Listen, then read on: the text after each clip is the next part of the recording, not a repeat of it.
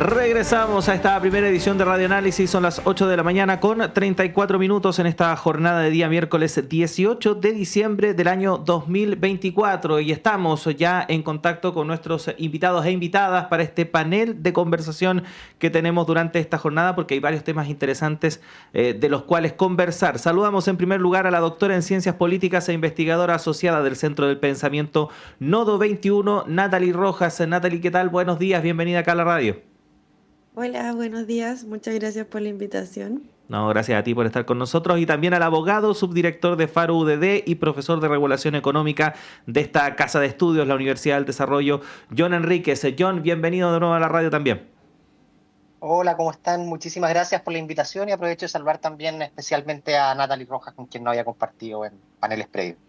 Sí, esto es panel inédito porque yo tampoco había compartido con ustedes en paneles anteriores, así que estamos todos debutando en este encuentro. Pero para hablar respecto de varios temas que no son para nada nuevos, al contrario, se vienen conversando ya desde hace bastante tiempo, como la reforma de pensiones. Ayer se filtró el segundo informe de la mesa técnica que está asesorando al Senado en este tema.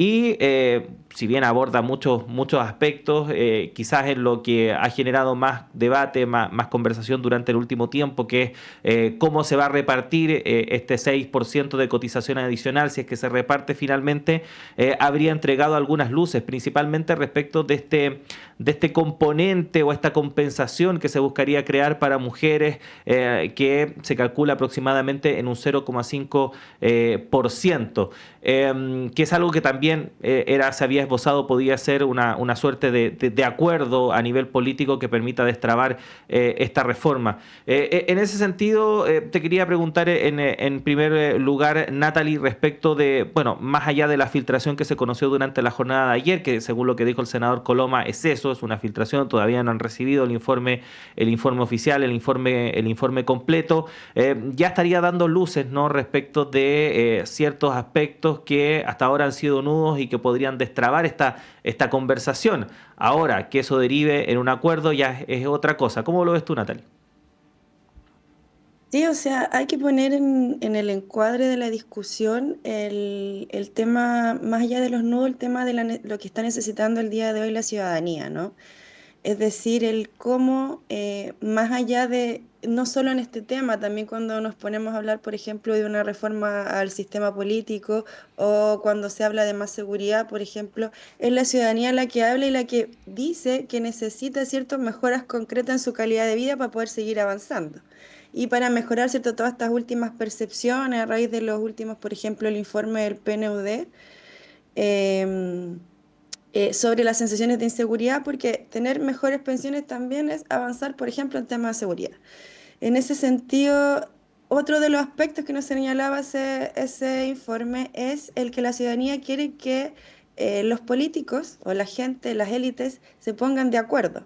Y en ese sentido, más allá de esta filtración, bien como tú señalabas, es súper importante que al día de hoy, tras una reforma que ha sido por largos años discutida, ¿cierto? Y puesta ahí en stand-by durante diferentes instancias, cruzada por diferentes procesos políticos que hemos vivido como sociedad chilena, es importante que se llegue a acuerdo para tener mejores pensiones, pero no que no suba per se, sino que suba y que esa subida, que esos cambios, ¿cierto?, de la reforma de pensiones impliquen y se reflejen en un verdadero mejoramiento para las personas, para todo y todas las chilenas.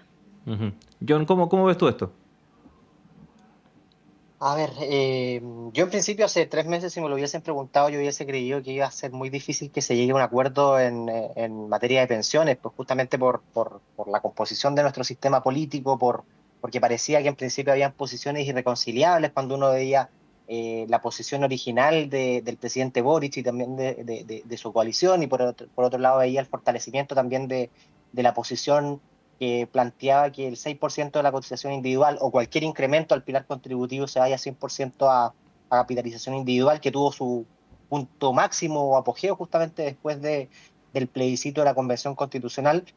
Eh, pero el escenario es distinto, y aquí yo creo que hay dos discusiones. Primero, por el lado de la derecha, que uno conoce un poco más quizás, hay una discusión o hay una tensión, un debate entre aquellos que creen que hay que hacer una defensa más férrea de los principios y consideran justamente como un principio que la jubilación esté estrechamente vinculado al desempeño o al esfuerzo que hayan puesto las personas de forma individual previamente, y aquellos que creen que hay que ser pragmático desde el punto de vista más político, desde el punto de vista de que es un escenario muy distinto a lo que en su oportunidad estuvo a punto de materializarse en una reforma en el segundo proceso del presidente Piñera, y después hay que ver también el tema de los detalles.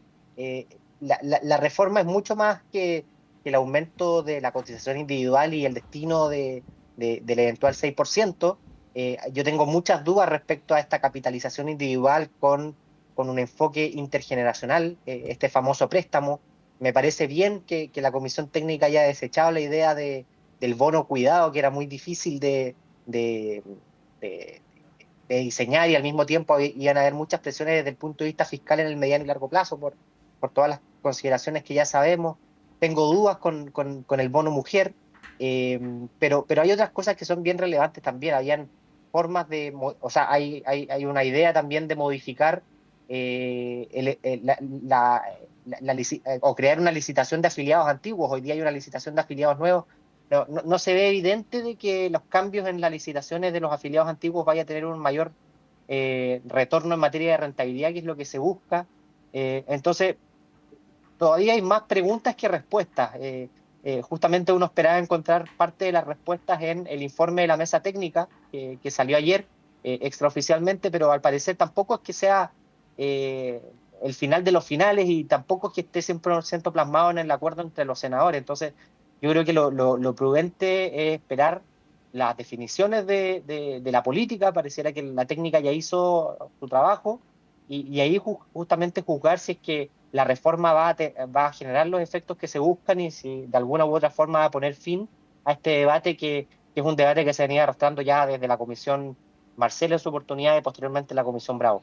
Sí, bueno, el informe efectivamente deja varios temas abiertos, muchas simulaciones también que se presentan para evaluar distintos escenarios, pero Natalie, en ese sentido uno esperaría que a estas alturas ya efectivamente hubiesen más certezas que preguntas abiertas. Si es que, por ejemplo, se quiere cumplir con los plazos que en este caso el gobierno y el mismo Senado se autoimpuso, de que esto, por ejemplo, se despache desde la Cámara Alta a fines del mes de enero. ¿Ves factible esa posibilidad? Y también recomendable en el sentido de que sigue siendo un tema que genera muchas dudas en varios sectores, y que en ese sentido ya no son pocos los que sostienen de que a lo mejor habría que darse un poquito más de tiempo, aunque más de 10 años discutiendo el tema también puede ser un tiempo razonable. Sí, o sea, yo ahí volvería a insistir en lo que te dije en la primera intervención sobre que es una reforma que se ha discutido durante largo tiempo, y si bien no da lo mismo qué tipo de reforma se puede aprobar, ¿cierto? Sí es importante que esta reforma pueda salir para que en el fondo, y no tiene que ver con que salga dentro de este gobierno, sino tiene que ver con esta larga data de discusiones y con que las personas puedan ver un impacto en el mejoramiento de sus vidas de manera cercana. O sea, llevamos larga data discutiendo, estamos, ¿cierto?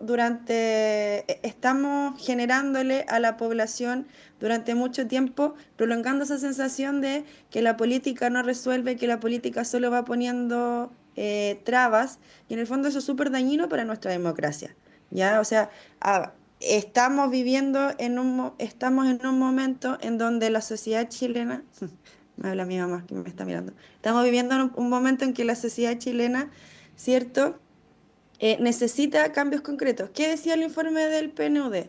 Que a pesar de todas las críticas que se puedan hacer a lo que ha pasado, ¿cierto? Del estallido en adelante, vivimos también un proceso pandemia, tenemos que tener muy claro en que el 85% de las personas siente que todas esas demandas que los hicieron manifestarse de una u otra forma están vigentes. Y una de esas de las troncales es el mejoramiento de las pensiones, es esta sensación de desconfianza que le generan las AFP y eso se liga a un proceso de desconfianza hacia toda la institución, entonces por ende, cuando tú me preguntas de los plazos, yo creo que los plazos deben cumplirse porque justamente en la medida que sigamos prolongando este tipo de retrasos, la ciudadanía va a incrementar esa sensación de seguridad, esa sensación de distancia, ¿cierto? Con la política, con los políticos y con las élites que en el fondo son las encargadas de destrabar, ¿cierto? Los problemas que la sociedad va planteando y que la sociedad va manifestando, ¿cierto? Que necesitan ser cambiados. Ujú. Ahora, John, en ese sentido, todo parece indicar de que la pelota está efectivamente en el lado de la derecha, de la oposición, porque por lo menos desde el lado del gobierno, y si simplificamos el tema, pasamos desde un 6% de cotización adicional destinado a un mecanismo o a un componente solidario a un 0,5, que sería una suerte de compensación para las mujeres en el fondo. Es decir, ha habido una suerte de claudicar por parte del Ejecutivo en torno a lo que tenían pensado para la reforma respecto de lo que se está discutiendo el día de hoy. Y en ese sentido, lo que se espera es que finalmente la derecha también ponga un poco de su parte respecto de avanzar en el tema. ¿Qué tanto más puede ceder, por ejemplo, el gobierno y qué actitud debiese tomar precisamente la oposición para que finalmente esta iniciativa salga, si es que la intención es que salga finalmente durante este periodo? Sí, a ver, varias cosas. Yo creo que en parte lo que plantea la Natalie respecto a la confianza ciudadana y a la necesidad de que hayan reformas que mejoren la calidad de vida de las personas es correcto, pero también aquí es muy delicado el diseño de política pública. Yo recuerdo muy bien cuando estudié este tema de los sistemas de pensiones en el mundo en su oportunidad, que uno de los atributos que tiene que tener los sistemas de pensiones es su simpleza. Yo creo que por lo menos esta reforma o lo que se está planteando en el acuerdo eventual de los senadores que se busca modificar no contribuye a simpleza. De hecho, yo creo que para los afiliados al sistema de pensiones hoy día va a ser bastante difícil entender qué es lo que va a capitalización individual, qué es lo que va a ser préstamo, con qué rentabilidad, y uno seguramente, si es que lo que se plantea se materializa, que es que sea un préstamo al Estado que vendría con una tasa de retorno en función de los criterios del mercado, va a ser una rentabilidad baja. Probablemente muchas personas van a decir, no, yo prefiero que ese 4% o el 3% que sea, lo pueda administrar yo o dejarlo, por ejemplo, a una APB y obtener una rentabilidad en algún fondo quizá más riesgoso, pero que me permita construir una mejor pensión en el largo plazo. Respecto a la política, eh, es incierto. Yo sé que estamos en tiempos que son cada vez más inciertos y el corto plazo cada vez más, es más breve, pero por ejemplo, yo creo que también hay que ver por el lado de la izquierda, no solo una discusión por el lado de la derecha, qué tan sostenible o qué tan fácil se pueda cuadrar la derecha y pueda tener un acuerdo de mediano y largo plazo también por el lado de la izquierda. Creo que hay que tenerlo presente porque el mismo Frente Amplio, de hecho, entiendo que llamó para el día jueves a una manifestación ciudadana lo más masiva posible, y no recuerdo bien la bajada comunicacional que habían hecho para efectos de modificar lo que se está acordando entre el presidente de la República y el Congreso Nacional. Y la exposición del Frente Amplio en su oportunidad fue muy nítida. Y no fue hace mucho tiempo, no estamos hablando de hace 20 o 30 años. La posición del Frente Amplio en su oportunidad era terminar con la capitalización individual. Ese era su objetivo final. Entonces la pregunta es, ¿esto es una estrategia de la coalición de gobierno para tener algún hito importante que plantear desde el punto de vista de su legado o la puerta de entrada para efectos de introducir cambios más sustantivos cuando tengan la oportunidad del sistema de pensiones? ¿O es esta es nuestra reforma, con esto nosotros nos vamos a comprometer de que no hayan cambios de aquí a 20, 25 años, al menos en los nudos más ideológicos, que es justamente el destino de la capitalización? Entonces, ahí yo creo que en parte se explica la desconfianza que hay de parte de la derecha de acordar hoy día, porque muchas veces o muchas de estas personas deben pensar, bueno, voy a acordar hoy día teniendo adhesión ciudadana, y cuando pierdan parte de esa adhesión ciudadana va a venir la izquierda y va a decir, no estoy conforme con que sea un 0,5% reparto, yo creo que debiese ser un 6% o peor aún, lo cual dificultaría mucho más la simpleza del sistema de pensiones. Quiero que no sea un 4% de este préstamo o un 3% de este préstamo, sino que quiero que sea un 7, un 8, un 10 o la totalidad. Y ahí yo creo que hay problemas mucho más importantes para, en último término, también los afiliados, que lo que buscan es tener una mejor pensión posible, y eso solo se construye con mayor ahorro, con mayor rentabilidad y evitando al máximo las lagunas previsionales que hoy día tenemos por el sistema, el diseño de nuestro sistema laboral. Natalie, ¿qué puedes decir a las dudas que plantea John? Que yo creo que aquí hay que poner en perspectiva el que el día de hoy las pensiones en Chile son muy bajas. Entonces, si bien él planteaba que los sectores como el Frente Amplio, la coalición de gobierno, quizás tengan una táctica, claro, hay nudos ideológicos ahí, hay posiciones bastante marcadas, y sabemos, pero sin embargo, sabemos que para poder avanzar y para que estas mejoras sean concretas necesitamos negociar. Entonces, yo creo que eso es lo que hay que tener en perspectiva, el mejoramiento de las pensiones de las personas y si para que eso sea algo material y concreto hay que negociar y los diferentes sectores tienen que ir siguiendo sus posturas, por supuesto que eso es bienvenido. Yo creo que centrarse en que los sectores no van a transar o que, por ejemplo, sea como o tener o instalar esa duda o esa idea de que quizás una táctica para después pedir algo más. Yo creo que es una discusión futura, sería un problema del futuro y es un tema de cómo los diferentes partidos, las diferentes coaliciones se van planteando sus objetivos programáticos, estratégicos y que tienen que ver con el cómo se plantean, ¿cierto? Cómo imaginan, ¿cierto? El país y los temas centrales como es el tema de las pensiones de los chilenos y las chilenas. Entonces, si al día de hoy hay una voluntad de dialogar y sacar adelante una reforma, yo creo que ese es el foco en lugar de generar suspicacia o desconfianza hacia el cómo en el futuro se puede ir complementando, mejorando, ir avanzando o generar algunos como cambios, pero yo creo que al día de hoy ese es el foco. O sea, a febrero tenemos que sacar una discusión que ha estado detenida durante largos años y la ciudadanía no puede esperar más. Es decir, por ejemplo, las pensiones de las mujeres son más bajas y son un sector que tienen que ser atendido de una manera, ¿cierto? Y por ende, y los adultos mayores necesitan estas mejoras. Entonces, por ende, lo urgente y lo central debe ser que lleguemos a acuerdo para que en enero esto empiece a tener fluidez, a empezar a avanzar y a tener una respuesta para la ciudadanía. Uh-huh. Ahora, a propósito de lo que mencionaba John respecto de la simpleza de los sistemas, ¿no? Que idealmente es que los sistemas de pensión o sistemas previsionales sean lo más simple posibles para que tengan un funcionamiento óptimo. También es importante a la hora de los debates de quizás volver a lo simple, ¿no? Volver a la raíz de lo que finalmente derivó en toda esta discusión, que actualmente estamos hablando de porcentajes, que préstamos, que garantías, que compensaciones, etcétera, etcétera. Y es el diagnóstico de que efectivamente el actual sistema que opera en nuestro país no está dando el ancho para entregar pensiones suficientes, ni siquiera que sean dignas, sino que sean suficientes para sobrevivir mensualmente. Y en ese sentido hay quienes sostienen que ese foco importante se ha perdido dentro de todo el debate y que efectivamente también esta idea de que todo vaya destinado, este 6% de cotización adicional, vaya netamente destinado a cuentas individuales, no garantiza, primero, que las pensiones actuales suban, al contrario, no afectaría eso, y tampoco a futuro, es 100%, por así decirlo, concreto que eso vaya a ocurrir. Es más bien una apuesta como la que se hizo, por ejemplo, en los años 80 y que vimos posteriormente 20, 30 años después que no resultó.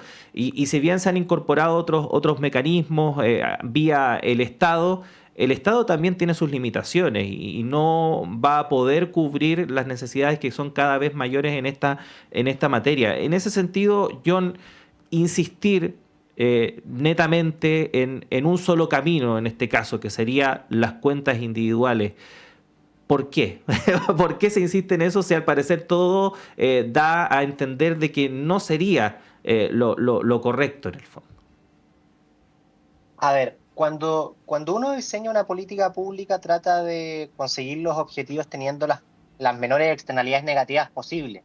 Y aquí hay que ver que hay segmentos de la población que tienen desafíos que son muy distintos en materia del sistema de pensiones. Primero, yo creo que el sistema de pensiones no está dando a nivel macro las tasas de reemplazo que uno quisiera, no por culpa intrínseca del sistema de pensiones, sino que porque la política no ha actualizado los parámetros a tiempo. No se ha modificado la tasa de cotización obligatoria al 10%, que hoy día todos los países desarrollados tienen tasas mucho más altas. No se ha modificado la edad de jubilación de las personas, dado que nuestra esperanza de vida hoy día es muchísimo más alta. Y además, lo único que ha pasado es que nuestro sistema laboral se ha ido deteriorando. Los sueldos, bueno, al mismo tiempo las tasas de interés han bajado, los retornos han bajado, pero nuestro sistema laboral está muy deteriorado y por eso mismo hay una creciente informalidad laboral y eso desde luego que afecta al sistema de pensiones.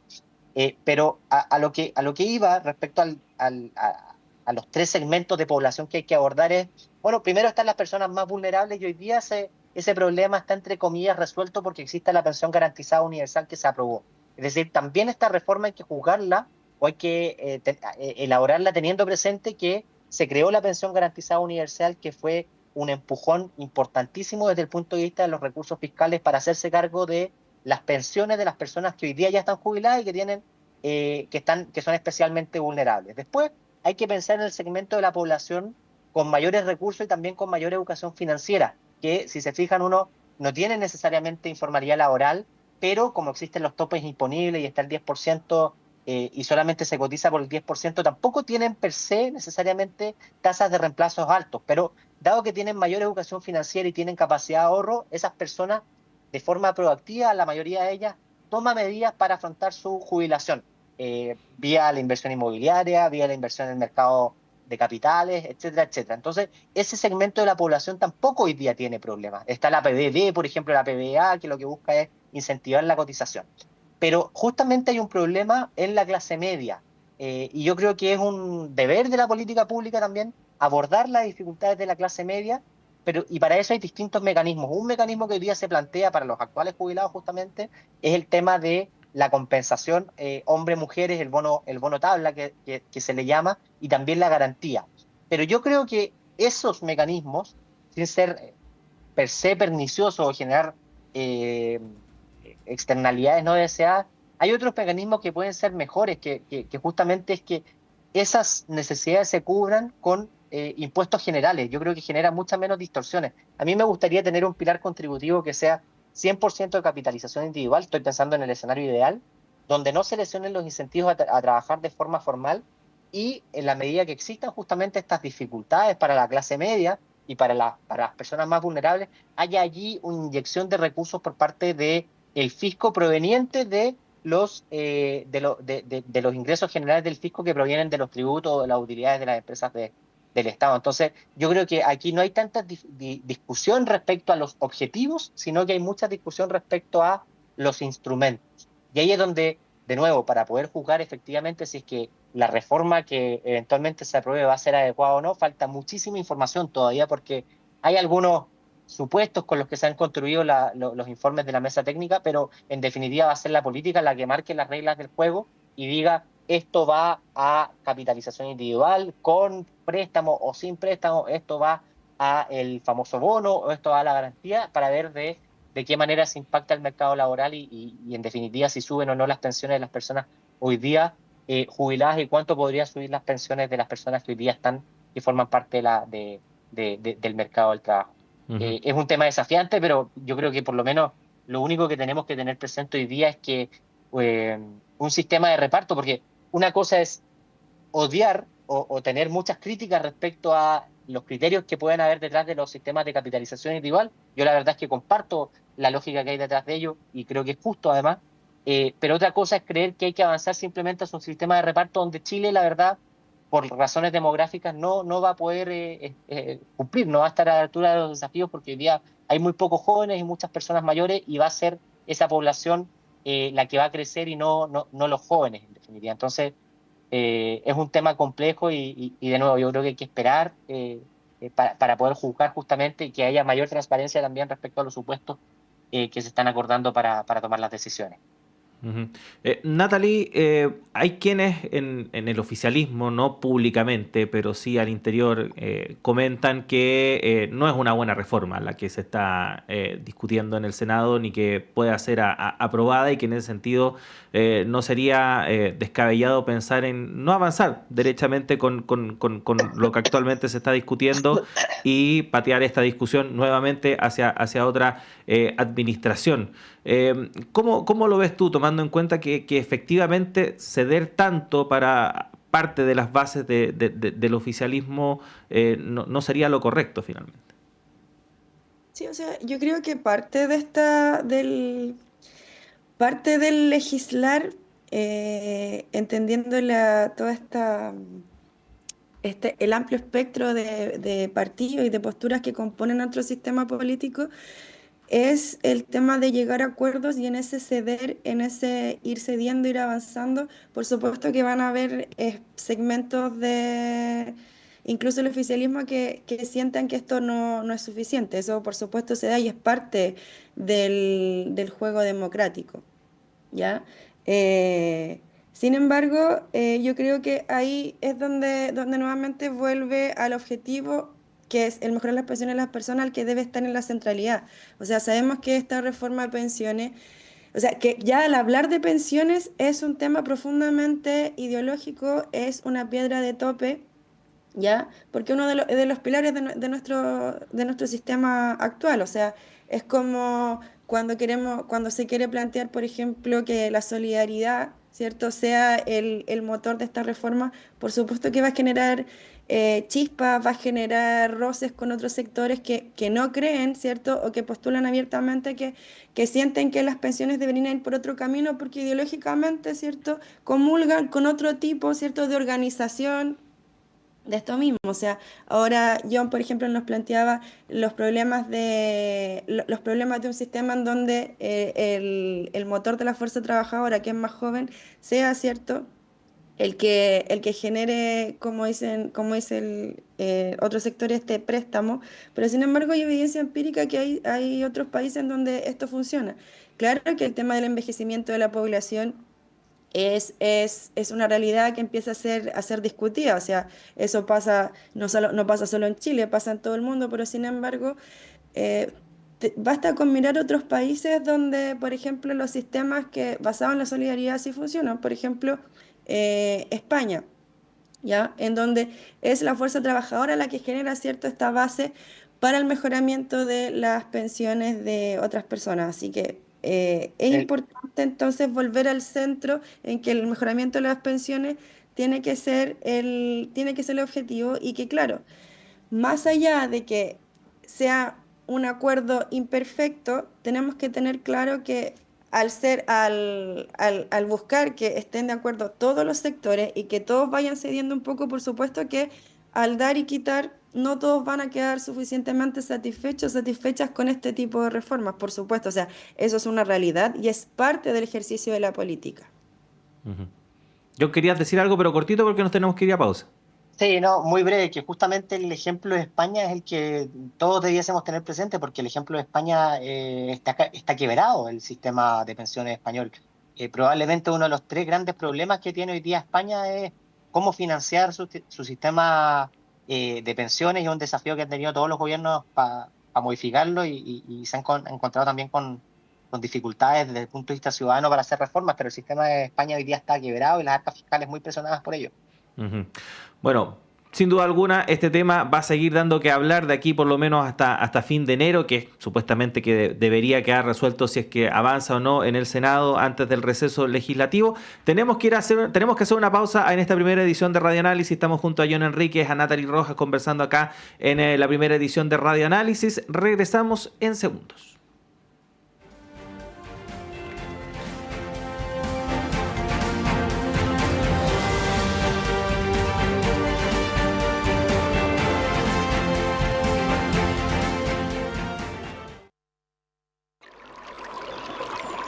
Aguas Trayén o Cascada en Mapudungún es la mejor agua purificada con tecnología de última generación. Para más información, visite su página web www.aguastrayen.com.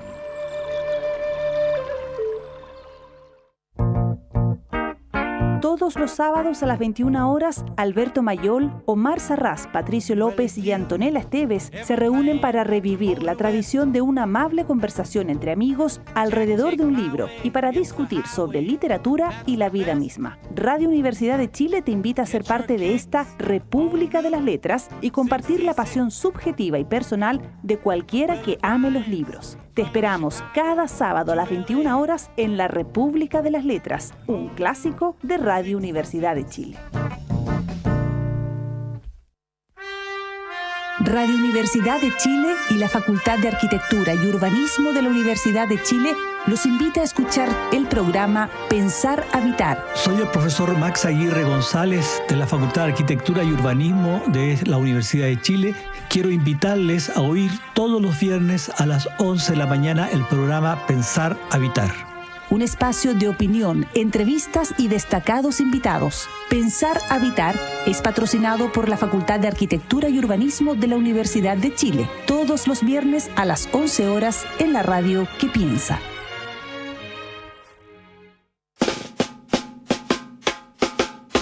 La comedia Viejas de Mierda llega a Seina. Gloria Münchmeyer, Gabriela Hernández y Gloria Benavides te harán reír el domingo 29 de diciembre a las 18:30 horas en el aula magna del Centro Cultural Seina. Arturo Prat 33. Compra tus entradas en Passline. Colabora Radio Universidad de Chile. Hola, soy el periodista y locutor Luis Hernán Schwaner y quiero invitarles a compartir cada viernes a través de Radio Universidad de Chile el Último Café. El Último Café, cada viernes a las 22 horas en Radio Universidad de Chile, 102.5 FM y en nuestra señal online en www.radio.uchile.cl. Recuerde, El Último Café, cada viernes a las 22 horas en la radio que piensa. Usted está invitadísimo a compartir con nosotros El Último Café.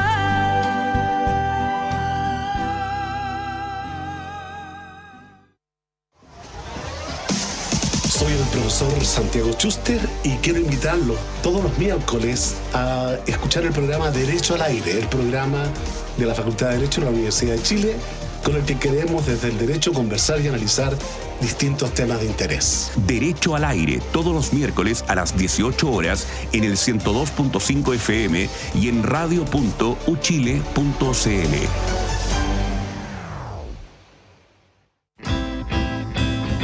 Descubre la esencia musical en Radio Universidad de Chile, premiada como radio fundamental de la música chilena 2024.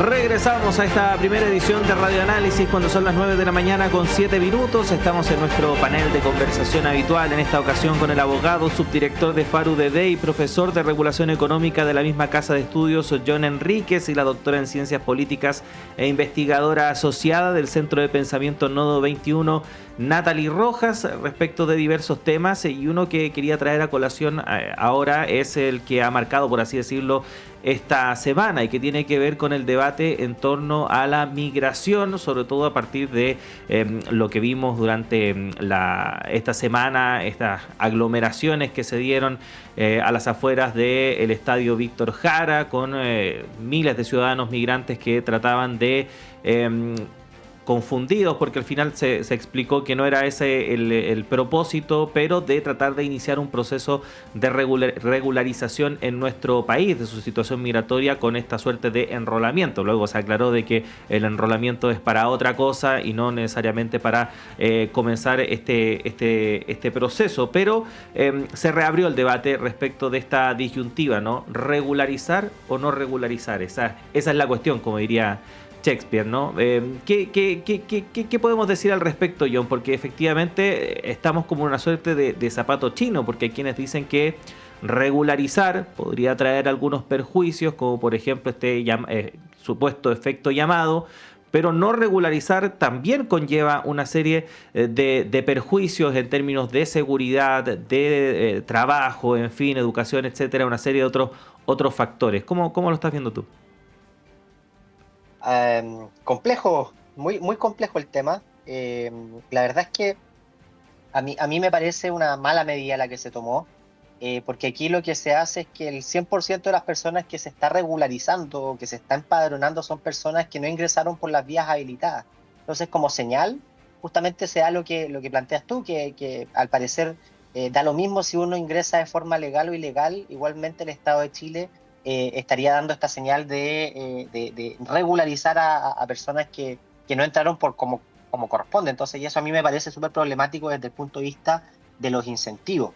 Y al mismo tiempo por otras situaciones que planteaba muy bien el ex director de Migración, Álvaro Belolio, que por ejemplo hoy día, yo no lo sabía, pero por ejemplo hoy día hay una prioridad para las personas, para los hijos de las personas que ingresaron al país de forma irregular desde el punto de vista del acceso a la educación en materia Junji. Está dentro del grupo prioritario, y eso desde luego que no solamente genera el incentivo a estas personas para que vengan a Chile, sino que al mismo tiempo genera mucha desafección, al menos, o cuestionamientos por parte de las personas que se ven afectadas, y eso en parte explica justamente la reacción negativa que tienen muchas personas más vulnerables a la migración, porque no solamente ven que están dispuestos a trabajar en trabajos que muchas personas chilenas hoy día ya no están dispuestos a trabajar, sino que lo hacen por un menor precio y también por condiciones mucho menos sensatas, incluso desde el punto de vista 100% informal, lo cual trae una serie de problemas adicionales. Entonces a mí me parece muy problemático lo que ocurrió, y en parte se entiende porque el presidente Boric en su oportunidad era muy claro respecto a decir que nadie era ilegal. El Frente Amplio tuvo una postura muy importante en su oportunidad respecto al principio de no evolución. Yo recuerdo haber seguido en parte la discusión de ese proyecto, el proyecto de migración, y también respecto a la posición de que Chile debiese ser un receptor de migración, y en principio no le gustaba la migración ordenada y regular. Entonces a mí me complica mucho, sin perjuicio de que obviamente a todas las personas hay que tratarlas respetando absolutamente su dignidad, respetando absolutamente sus derechos, y que la migración en el agregado también es valioso para la economía. Sí, Natalie. Sí, yo quería, voy a partir por algo que me llamó la atención de lo que mencionó John con el tema de los niños prioritarios Junji. Yo creo que hay que tener bastante precisión, sobre todo cuando se habla de infancias, porque ahí no es llegar y hablar, transgredir derechos es bastante fácil, y hay que tener en perspectiva el tema que si estamos hablando de personas que están buscando su regularización, van a llegar a una situación de vulnerabilidad al país. Y eso es lo que hace que los niños entren a este 40%. Es el criterio de vulnerabilidad el que opera ahí, no el que, porque sean hijos de extranjeros, tienen mayor preferencia o prioridad para los Junji, sino que tiene que ahí opera el criterio de vulnerabilidad. Por supuesto que eso ha generado roces, sobre todo en las zonas, ¿cierto?, donde están a mayor concentración migratoria, pero ahí creo que es necesario tener mucho cuidado, sobre todo cuando hablamos en temas de infancia, acceso a colegio, acceso a jardín infantil. Por otro lado, el tema de las políticas migratorias y el cómo la van abordando los gobiernos, abren un debate que quizás en Chile no se había dado hasta hace algunos años, porque crisis migratorias han habido en la historia del mundo en diferentes épocas, por diferentes procesos, ¿cierto? Guerras, dictaduras que hacen que, ¿cierto?, la población se vaya moviendo. Europa sabe muchísimo de eso, sobre todo en el último tiempo, ¿ya? Y recordar también que este llamado a este enrolamiento, a este empadronamiento, es porque al haber sido una migración por paso regular, y justamente como se señalaba, necesitamos saber cuánta gente tenemos, ¿ya? Y tampoco era un llamado abierto, ¿cierto?, a que todas las personas, había que cumplir ciertas condiciones, por ejemplo, no tener antecedentes penales ni en el país de origen ni en Chile, por ejemplo, y tener cierto grado de arraigo. y quienes habrán vivido por posibilidades de estudio, por ciertas procesos de la vida, ¿cierto? Sabrán que el tema del arraigo sí es muy importante no solo para la regularización, sino que cuando tú decides, ¿cierto? O optas por temas laborales, ¿cierto? En otro país, el tema del arraigo es un tema que impacta, ¿cierto? En la identidad de los individuos, ¿cierto? Y te genera que tú sientas esa como necesidad de, claro, si yo estoy acá, también quiero aportar. Y por otro lado, vendría a resolver una serie de cosas en temas de seguridad que están hoy día en el debate público, como es la seguridad, ¿cierto? Y como es la inestabilidad laboral. Necesitamos que estas personas, ¿cierto?, se regularicen cumpliendo estas condiciones para justamente darle sentido a esto que se ha llamado desde el gobierno esta migración ordenada, que por supuesto no se ha cumplido a cabalidad y ha quedado solo, tiende, ¿cierto? Uno tendría que pensar que queda como una especie de decir que va a ser ordenada y no se ve en lo concreto, pero justamente porque no existía, ¿cierto? Hasta hace muy poco tiempo un plan, ¿cierto?, que fijara las directrices de cómo tenía que ser o cómo tenía que actuar el Estado, ¿cierto?, ante un proceso de migración. Entonces, por eso es importante, si bien más allá de las críticas de lo que fue ese hito específico, de lo que ocurrió con este llamado, también evidencia en la desesperación de estas personas, porque en el fondo lo que están buscando es tener un espacio, arraigarse en el espacio donde llevan la mayoría de ellos trabajando, ¿cierto? Y que en el fondo este mismo paso de regularización les permita también aportar desde lo económico al país, y con eso ir avanzando, ¿cierto?, en que esta idea de política de migración ordenada empieza a dar frutos. Por supuesto que no es de un día para otro, no es que hoy día nos vamos a levantar y vamos a decir, ya, hoy día va a ser ordenado, ¿cierto? No, hay que cumplir ciertos estándares, hay que cumplir ciertas características que nos van a permitir que esto sea una política migratoria concreta. Uh-huh.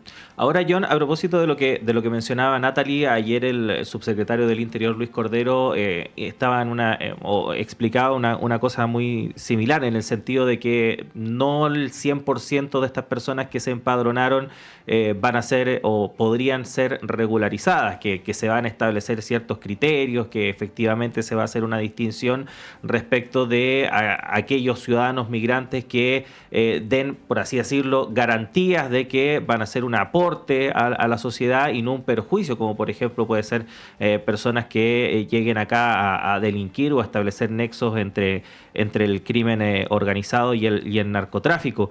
Pero estamos ante una situación, ante un contexto global, porque obviamente esto no radica solo no es un problema solo de Chile, ¿no? Se ve en otras partes del mundo donde hay países que están bien o están muy bien y hay otros países que están muy mal. Y en ese sentido, independiente, por ejemplo, de las medidas a nivel administrativo que implementen los países para, por así decirlo, en este caso, establecer procesos de regulación más expeditos, aunque incluso eso no existiera, el efecto llamado va a estar en el sentido de que una persona va a querer ir hacia un país que está mejor en el cual reside actualmente. Siempre se va a ver, por así decirlo, estimulado a tratar de apostar a una vida mejor en un país o en un estado que funcione mejor que el que habita en la actualidad. Y en ese sentido, claro, hay quienes dicen que se puede crear esta suerte de efecto llamado, pero eso va a estar igual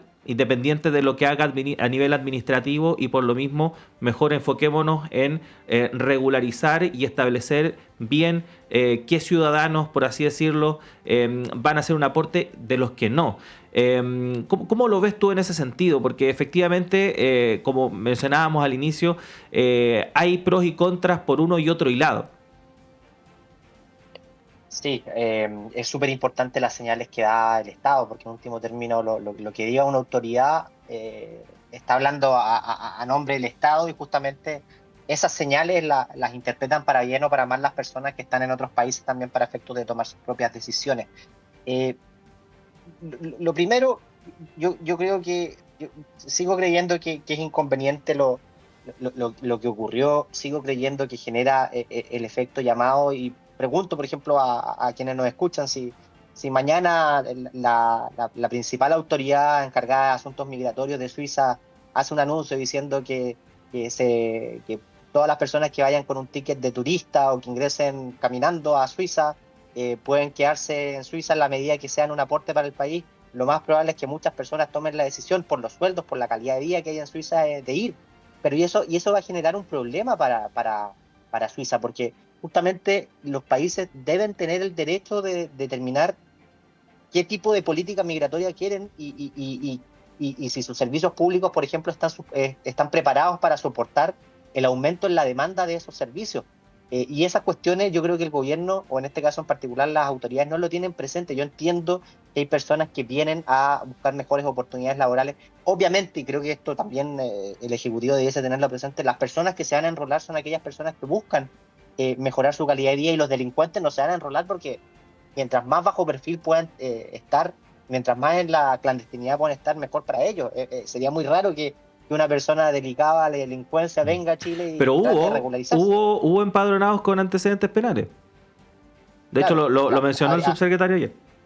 Habría que hacer el suma ahí de qué tipo de antecedentes penales tiene y todo el tema, pero el tema es los incentivos que genera. Yo creo que es muy irresponsable. Yo espero que no se genere una nueva ola de aumento de la migración por la presión en los servicios públicos que eso conlleva, por la presión, por ejemplo, en una cuestión que es súper delicada y tremendo desafío para nuestro país, que es el tema de la vivienda. La presión en materia de vivienda es una cuestión feroz, porque ustedes lo saben mejor que yo, pero por distintas razones el precio de la vivienda se ha encarecido, porque hay menos espacio, porque hay mayores restricciones regulatorias, porque los permisos de edificación cuestan en conseguirse.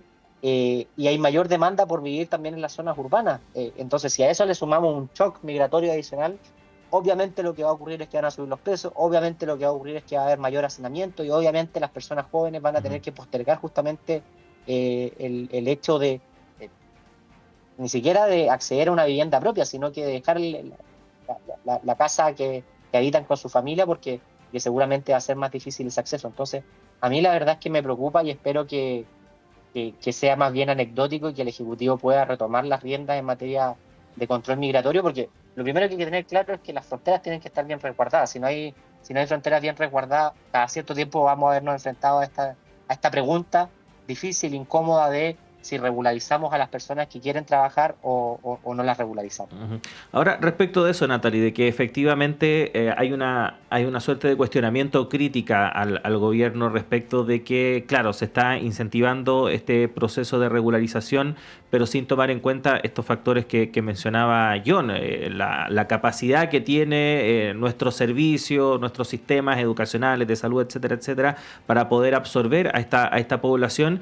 Y también respecto del resguardo de las fronteras, que ha sido algo que se ha insistido por parte desde la oposición, de que no ha sido resuelto de la manera correcta por parte del Ejecutivo. ¿Qué podemos decir?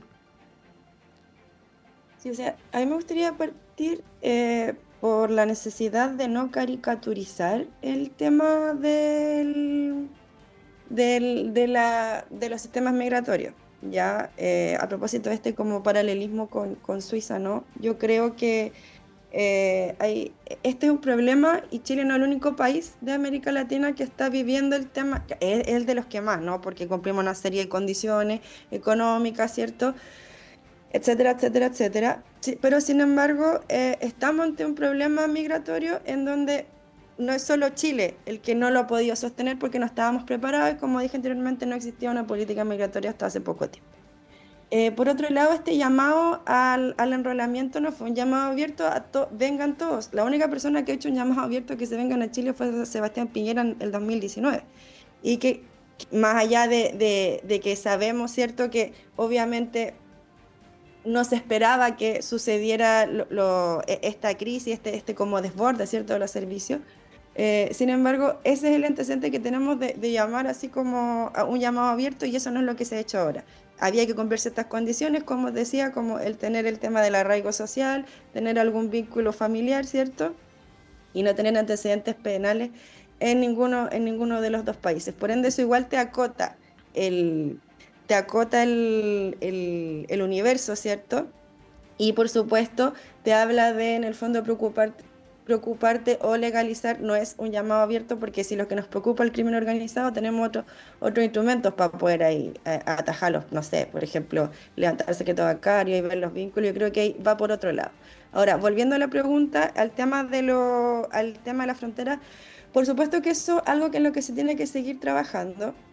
Pero también hay que considerar que las fronteras de Chile son bastante diversas y son bastante complejas, ¿ya? Sí, por supuesto, hay que fortalecer el tema del control fronterizo, pero sin embargo no hay que olvidar eso. Y que sí, tenemos esta cantidad de población migrante que llega a Chile, que insiste en venir, ¿cierto? Que atraviesa en condiciones bastante inhumanas. No es porque en su país, como se mencionaba aquí, las condiciones para el desarrollo de la vida sean las más favorables, por supuesto que no. Entonces yo creo que el llamado un poco a tener en el radar el que sí, la política migratoria a la versión existente tiene que ser ajustada cada cierto tiempo, tiene que ser mejorada, por supuesto que sí, pero no olvidar también que hay una población que ya es parte nuestra, ¿cierto? Y que, por supuesto, cumpliendo esas características que se han establecido, por supuesto que sí, hay que ver, ir evaluando el cómo se pueden incorporar de manera legal a la fuerza productiva del país. Uh-huh. Ahora, John, el gobierno ha encontrado una suerte de aliado que para algunos puede ser sorpresivo en todo este debate, que es el empresariado, por lo menos desde la CPC y la SNA, por factores que tú mencionabas adelante, sobre todo desde el tema de punto de vista económico, consideran positivo que se avance en un proceso de regularización normado, pero lo consideran importante. ¿Cómo ves tú eso? Me parece natural, la verdad, porque en verdad, mientras más competencia haya en los distintos mercados laborales, en los segmentos de personas más calificadas o las personas menos calificadas, lo que ocurre es que hay una baja de costos también en ese sentido y ofrece mayor competitividad para las empresas. Entonces, a mí me parece razonable que los empresarios insten a la regularización, como así también lo hicieron en su oportunidad. Recuerdo de que hoy día la legislación laboral tiene un porcentaje máximo de personas que no son chilenas que pueden contratar para ciertas labores. A mí me parece que es poco sensato y genera una carga regulatoria incluso absurda para los empleadores de estar viendo qué tipo de dónde son los trabajadores que contratan. Uno le gustaría que contraten a trabajadores en función de su calidad profesional y lo que puedan aportar a la empresa, y justamente sin distinguir respecto a la nacionalidad. Entonces a mí me parece que es natural que ello ocurra, pero la política tiene que ponderar al mismo tiempo mucho más desafíos. Una cosa es el mercado del trabajo, el crecimiento económico del país a nivel macro, cuánto crece nuestro producto cada año o no, y al mismo tiempo tiene que cuidar la paz social y verificar justamente que no haya presión indebida respecto a las arcas fiscales, etcétera, etcétera. ¿Por qué? Porque nuestro país ha tomado la decisión, puede ser discutible o no, de avanzar justamente en que el Estado provea muchos mayores derechos sociales, o los que ya venía proveyendo los provea con mayor intensidad. Por ejemplo, a nivel universitario, ¿qué es lo que pasa en efectos a nivel de gratuidad de educación superior? Por ejemplo, a nivel de sala cuna, ¿qué es lo que pasa a nivel de educación primaria también? ¿Qué es lo que pasa, por ejemplo, a nivel de pensiones, que es lo que discutíamos inicialmente? Todo eso genera una mayor presión desde el punto de vista fiscal, que en último término es soportada también por los contribuyentes. Entonces, es la política en definitiva la que tiene que ponderar, bueno, ¿vamos más por el lado del crecimiento económico o vamos más por una regularización ordenada, o una política migratoria menos laxa o más rígida? Y va dependiendo un poco del momento actual del país también, y de los desafíos que tienen no solo Chile, sino que todos los países en el mundo en la materia. Uh-huh. Natalie, nos quedan unos minutos, pero te quería preguntar en el sentido de que efectivamente hay algunas críticas hacia el oficialismo respecto de distintas señales confusas que ha entregado en torno a este debate. Por un lado, abierto a los procesos migratorios, en fin, todo lo que conlleva el derecho de migrar, pero por el otro lado también, y dependiendo de la coyuntura, mensajes más duros respecto de los procesos migratorios, o incluso en época electoral, obviamente no de parte de las autoridades, pero adherentes, bases del oficialismo que criticaban duramente, por ejemplo, a ciudadanos extranjeros que optaron por votar por candidatos de derecha en la última elección. Y que por lo mismo estos llamados confusos en cierta forma también provocaron un poco la reacción que se vio durante esta semana con estas aglomeraciones que se vieron en el estadio Víctor Jara, en el sentido de que hay una suerte de temor también en muchos ciudadanos de que terminen siendo expulsados producto de su actual situación migratoria. ¿Cómo lo ves tú eso? O sea, yo creo que ahí hay que separar aguas, aunque sea complejo. Una cosa es tener en perspectiva el derecho a migrar, que eso por supuesto es un derecho humano y no podemos, o sea, de ese marco al menos yo no me salgo. Y por otro es cuando los países no poseen políticas migratorias claras y se enfrentan a crisis migratorias. Y yo creo que para esta crisis que enfrentamos como continente, en verdad, porque si nos vamos así como desde lo académico, vemos cómo el continente se transforma en una especie de pasadizo, ¿cierto? En donde la crisis migratoria ve que se arma un flujo.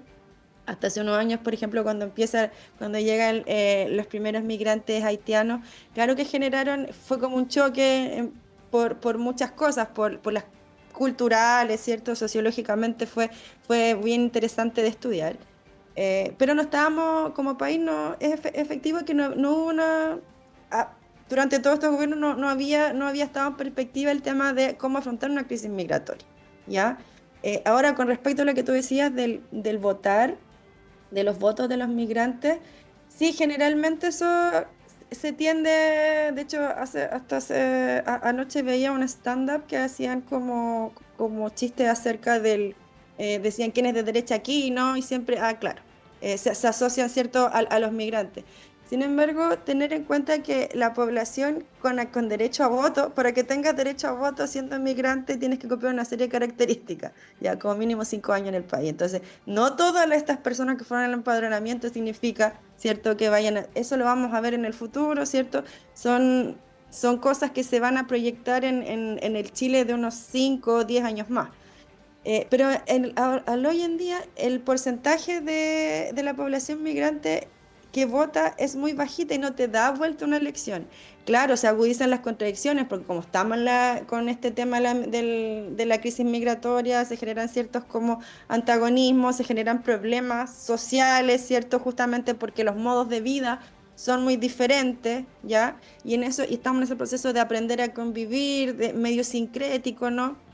Como en el fondo ha cambiado, incluso tú abres el refrigerador, hasta hace unos años en Chile no había mango, por ejemplo, ahora hay mangos. Y eso también es producto no solo de la globalización, también de esta oleada migratoria de gente que, por ejemplo, que nos trae estas comidas, ¿cierto? Y en las ferias estamos llenas de eso. Entonces, en el fondo, eso, o sea, tener en perspectiva uno es el derecho a la inmigración, que por supuesto tiene que estar en perspectiva. 2, los países tienen que trabajar en políticas migratorias claras, ¿cierto? Y 3, no encerrarnos en esa discusión de que el voto migrante puede o no dar vuelta las elecciones o cómo impacta. Yo creo que ahí la discusión debería ir por otro lado. Yo también lo escuchaba, por supuesto, ¿sí? Como socióloga uno va escuchando y se va como permeando de todo este tipo, incluso cuando uno escucha cosas en el metro, al venir del mundo de la sociología a veces una está más atenta a esos estímulos. Pero sin embargo, eso, o sea, yo creo que hay que tener muy claro el que no dan vuelta a la elección, y eso son temas que se tienen que ver en el futuro y que tienen que incluso ver con una eventual reforma al sistema político, que creo que también debería estar en el debate al día de hoy. Uh-huh. Bueno, son las 9 de la mañana con 32 minutos. Lamentablemente se nos acabó el tiempo en esta conversación que hemos tenido durante esta jornada. Agradecerte a ti, Natalie, por supuesto también a ti, John, el hecho de que hayas estado con nosotros. Y a ti en especial, John, ojalá te recuperes de tu dedo. No sé qué te pasó, pero ¿qué te pasó, John? ¿Se puede saber qué ocurrió? Sí, no, una infección. Podría contar pero por una herida más entretenida, pero una herida, sí. Nada serio. Sí. Ya, bueno. Muchas gracias de todas formas. Ojalá te recuperes pronto, John. Muchas gracias. Bueno, John, Natalie, gracias por haber estado, que estén muy bien. Que estén muy bien. Chao. Y nosotros nos vamos a una pausa en esta primera edición de Radio Análisis, son las 9:32, ya regresamos en breves segundos.